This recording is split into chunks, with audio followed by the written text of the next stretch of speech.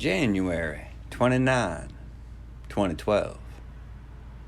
A bad day. I headed off in a different direction and came across an overturned bus. As I approached, they came out of the woods. Were they hiding? Can they plan?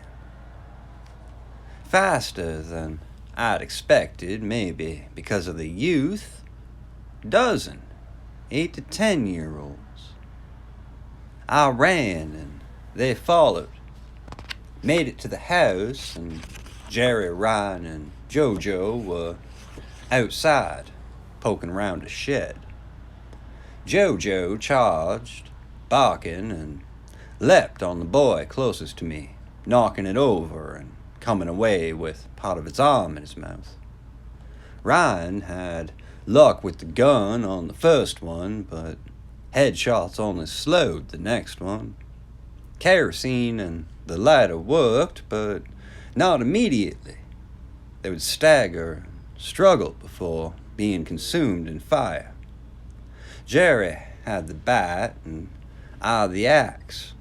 Took the head off one. Whatever passes for a nervous system kept it in motion for a moment before it fell. Bashing the cranial area repeatedly puts them down. If we couldn't get heads, we went for limbs to drop them. Set the writhing little bodies ablaze. We're inside now. It's not safe. Made a lot of noise. January 30, 2012. Everyone's dead. Jerry was bitten in the attack. For a short time, she was able to hide it from me and Ryan. Took her symptoms, pale, sweaty, rapid breathing. For the aftermath of the attack, and didn't resist when she wanted to sleep upstairs while we kept watch downstairs. Jojo stayed downstairs with us. Later that night, she turned, bit Ryan on the neck and tried to tear him apart. I took a shovel, got her in the head. She fell off Ryan. Jojo tore at her. With another swing, I knocked her in front of the fireplace. Was able to get a clean slice out of gnashing mouth, cleaving her jaw before the rest of her caught fire. And then the house caught fire. Our packs had been ready in case we had to flee an attack from the outside, and I managed to grab mine and Ryan's. We stood panting out on the lawn. We knew what the bite meant. Ryan turned and ran away from me into the woods. Fire was already drawing zombies. Jojo growled at him, barking and snarling, but it wouldn't leave the house. Couldn't convince him. Come with me. So I ran. February 1st, 2012. I'm alone. Not sure why I'm even keeping this notebook. Doesn't seem to be much point. Death is everywhere. Even the living are dead. I may be as good as dead with what I have. What I have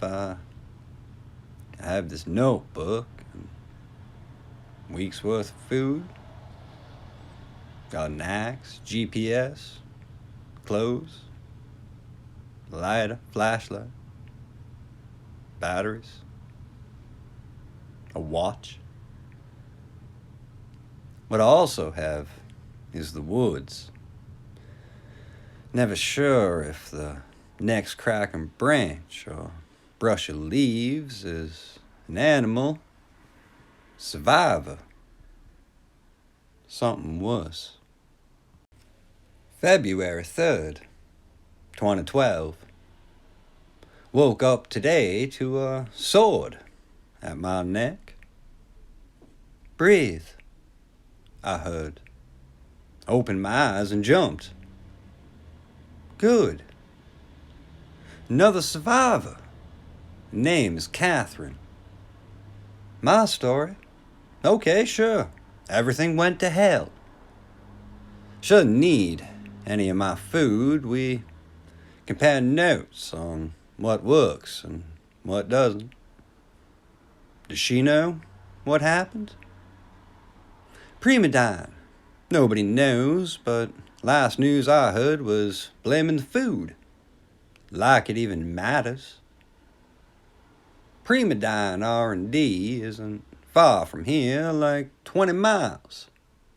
She's from near there, can point me. She's heading north. It's an encampment called The Farm in Canada, broadcasting on 10:31 a.m. Radio.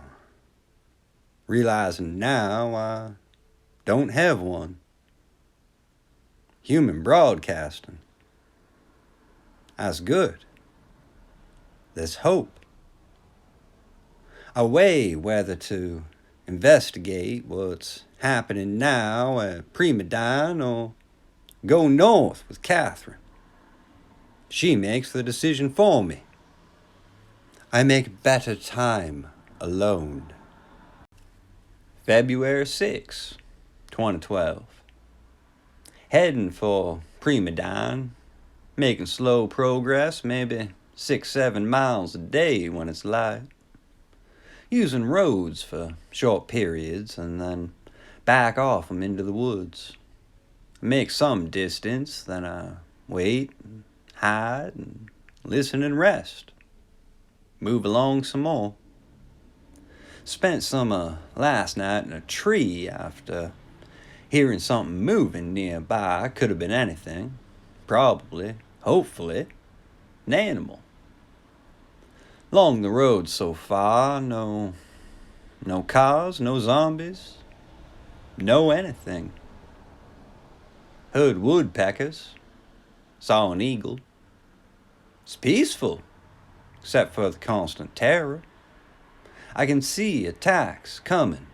When I close my eyes, it feels strange to be alone again after just a brief encounter. So many people dead and still more dying.